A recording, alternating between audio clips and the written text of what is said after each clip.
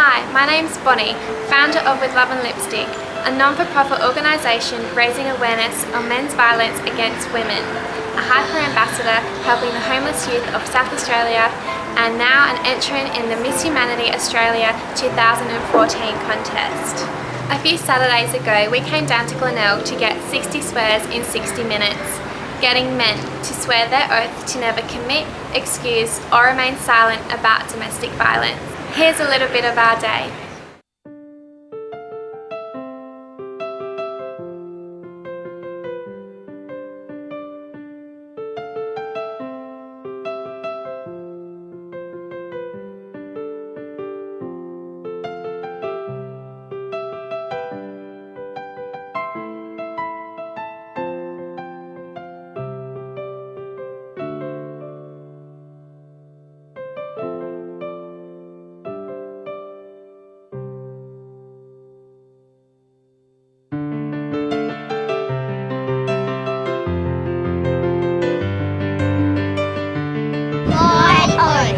My oath. My oath.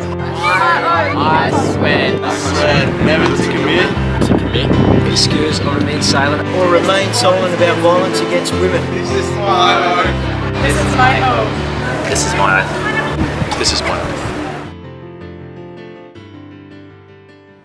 Hi, I'm Jodie and I'm 23 and I'm a volunteer for With Love&Lipstick, and this is a bit of my story.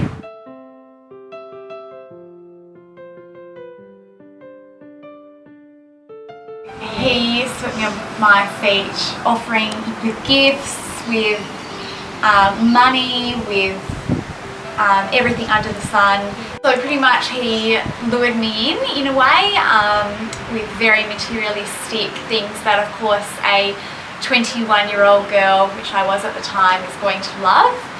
At the time I remember thinking how happy I was and how just oblivious I was as well to anything that was actually going on.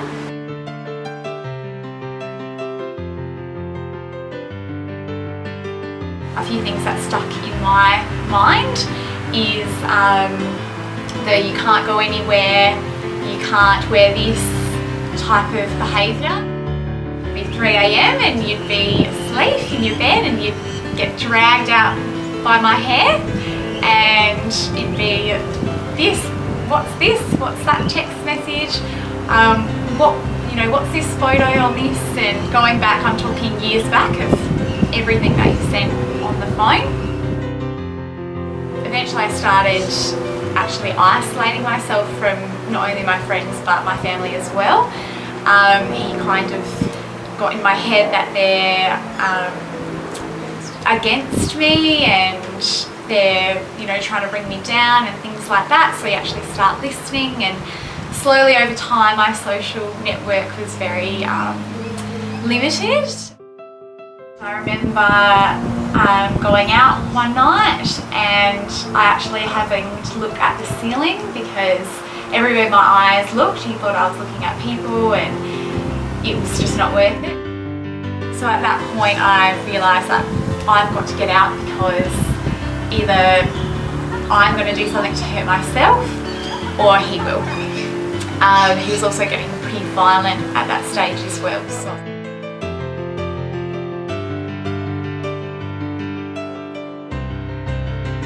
We had a pretty big argument, and of course I'm threatening to walk out at this point, and he just runs into the laundry and starts smashing his head against the tiles, so much so his head's splitting, everything like that.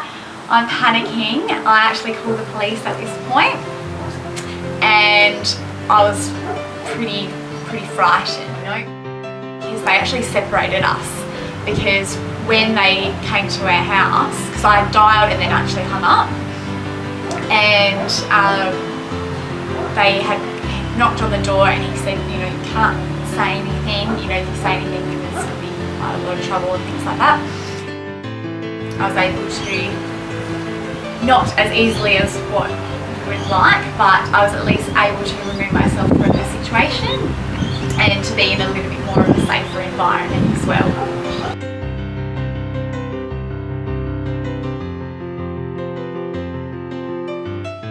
ensure that you have a good social network around you, whether that be friends or family or people in the area or wherever you can get involved, because that honestly makes a big difference. There is so much more to domestic violence than many people understand. Physical, sexual, emotional, mental, financial and verbal abuse are all forms of domestic violence. Just because you don't have a bruise, it does not mean it's acceptable.